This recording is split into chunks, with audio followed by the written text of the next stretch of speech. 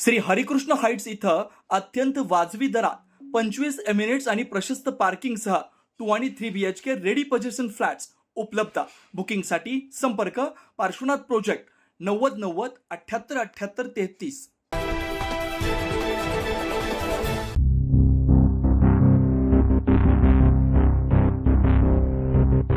नाशिक शहरातील भद्रकाली परिसरात असलेल्या सार्वजनिक शौचालयाजवळ असलेल्या व्यावसायिकांच्या दुकानाला आग लागल्याची घटना मध्यरात्रीच्या सुमारास घडली. या आगीत 2 ते 3 दुकानांचं मोठ्या प्रमाणात नुकसान झालं.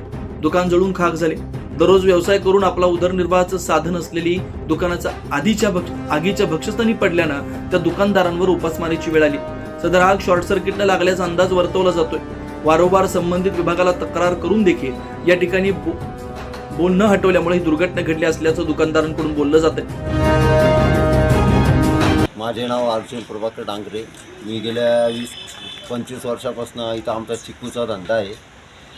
आमच्या दुकानाच्या शेजारी MSCBचा बोर्ड आहे. कित्येक वेळा सांगितलं का त्या वायरी खालीच लोंबकाळायच्या.